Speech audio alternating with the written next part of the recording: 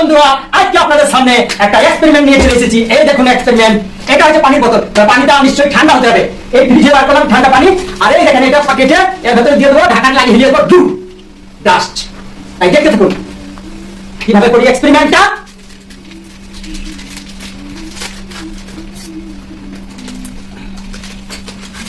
এদিকে দিলাম, এই দেখেন এক্সপেরিমেন্ট। এই ভরে দিচ্ছি, ঢুক যা ঢুক যা ঢুক যা ঢুক যা ঢুক যা।